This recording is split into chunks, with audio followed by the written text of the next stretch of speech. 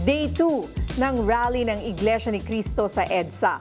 Ano naman kaya ang epekto nito sa mga commuter at mga operator ng PUV? Makakausap natin si Ma'am Juliet De Jesus. Siya po ang tagapagsalita ng transport operator na Mega Manila Consortium Corporation. Magandang gabi po, Ma'am Juliet, at welcome po sa Arangkada Balita. Magandang gabi po, Ma'am Ninya, and welcome po sa pag-interview sa akin. Thank you po. Ayan, day 2 ng rally dyan sa EDSA at marami ang naabala matapos harangan ng ilang linya nito kahapon. Ano naman po ang naging epekto nito sa mga pampasaherong bus? Nako, malaki po ang epekto, Ma'am Ninya. Ganito po kasi yan yung hindi pagtakbo na na-dispatch na po yung bus, lahat po ng operating cost namin nandyan na. Kagaya po ng driver na hindi nakapunta sa kanilang dapat puntahan, yan po'y binabayaran namin kahit ano pang mangyari kasi hindi nila kasalanan yon, di po ba? And then number 2, pag-stay namin ng 4 na oras, hindi po kami pwedeng magpatay ng makina kasi may nang kasakay ng mga commuters, hindi po pwedeng patayin ng makina. So 4 hours na idle kami, and then yung mga commuters po namin, apektado po, may nag-o-office dyan, may eskwela, may kung saan po nagtatrabaho.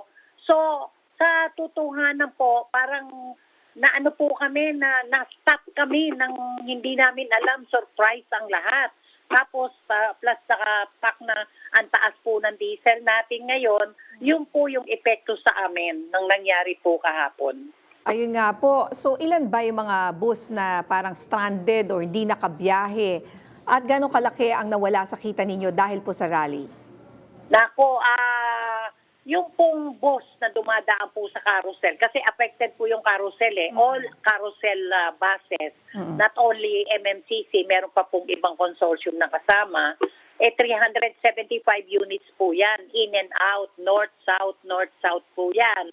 Ngayon, yung 375 na yan, yun po yung paano po yung magiging kita, umuwi na lang po yung bus, hindi pa rin makauwi dahil hindi po pwedeng makaikot because nakabalandra po yung mga bus na ginamit po ng mga nagrarally sa gitna ng EDSA.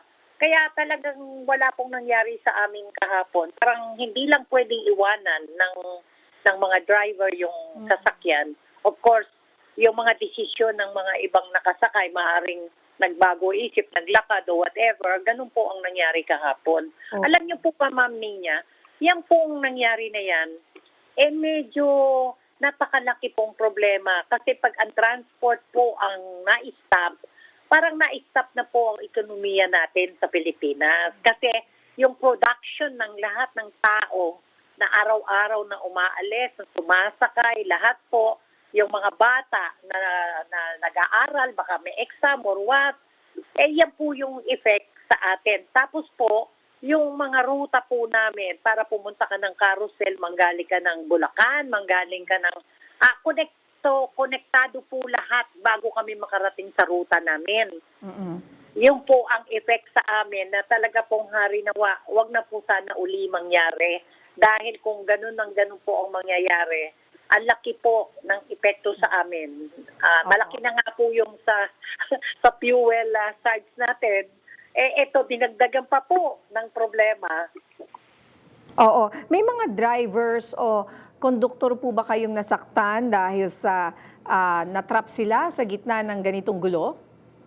Wala naman po sa mga drivers, conductors kasi nandun lang sila sa loob ng bus, nagtitingnan kung paano. Kasi ang naging problema po yung mga inilagay na mga tourist bus, hindi po maalis ng MMDA, yung hindi namin alam why, and then the PNP, bakit hirap na hirap nilang tanggalin, pwede naman nilang itowing talaga yan Kasi yung pong mga ibang rally, marami pong rally tayong na-encounter na experience, pero hindi po kami naka-experience ng ganitong rally kasi lahat po ng rally nasanay na po kami dyan.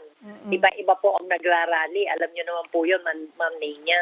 Oo. So talagang Parang ang naperwisyo at nalugi talaga dito ay kayo po at saka yung mga commuter at yung marami ho talaga ang naperwisyo kahapon. Pero ngayong araw na to, would you say mas nakabiyahe ang ating mga bus kasi hindi na nga lumipat na sila lahat, nag-converge dyan sa White Plains?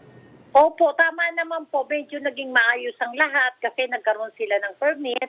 Kasi yung ginawa po nila kahapon, maski yung hindi dapat mag-rally doon sa lugar na yon, like the north side of EDSA, bawal po yun eh. Kung pupunta ka doon sa shrine, doon ka lang sa may Corinthian, doon ka lang, dyan lang, huwag kayong lalampas.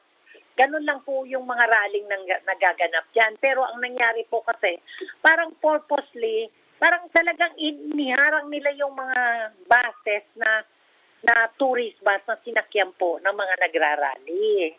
Kaya talaga pong wala kaming magawa. Wala ring magawa. Not even hirap na hirap din po yung si MMDA, hirap na hirap si PNP. Kaya talagang kami nag-aantay na lang kung anong mangyayari. Lalo na kung maiipit ka, Ma'am Nina, hindi ka makakaalis eh. Baka inabot na ng gabi dahil natulog yung nagrarally dyan, alam ko. Oh. Kaya meron pong mga ganong experience ng mga member operator. At may panawagan po ata na gusto pa nilang magkaroon ng ikatlong araw na rally. Ano po ang panawagan ninyo sa kanila naman? Ako naman po, Ma'am Ninya, ang panawagan ko lang po sa nagrarally, meron kayong karapatang i-voice out kung ano man po yung nararamdaman ninyo. Ilagay lang po natin sa ayos na hindi po kayo nakakaistorbo sa operation ng public transport na nagdadala ng mga commuters sa iba-ibang lugar para naman po maging maayos naman po kami. Kasi yung effect na nangyari sa amin, hindi na kami kumita, nagkaroon pa kami ng mga problema dahil nga siyempre may mga pasahero dyan na nagrereklamo na rin kung paano, ganito. Hindi ka naman makausog, Ma'am Ninyang, kasi nandun ka sa gitna eh. Ayun na nga. Mahirap na-stuck ka talaga doon, ano? Sana nga po ay hindi na maulit ito, no? Naku, wag na po sana. Ang panalangin ko, kung meron po kayo, gusto nyo po mag-rally, humingi lang kayo ng permit kung saan kayo. At saka po yung advice, kasi yung mga rally po natin, 2-3 days before the rally or 1 week, nag-a-advise na po sila na magkakaroon ng rally dito, rally dyan. So we know what para to may do. contingency plan po tayo. Pero ayan nga po, ano? Sana nga po ay maayos na rin po itong problema na yan. Ano? At nakita naman natin unti-unti namang bumubuti ang sitwasyon dyan sa EDSA at sana magtuloy-tuloy na nga po. Maraming salamat po sa panahon. Maraming salamat, Ma'am Ninya. Opo, thank you. Sige po, Juliet De Jesus. Magandang gabi po.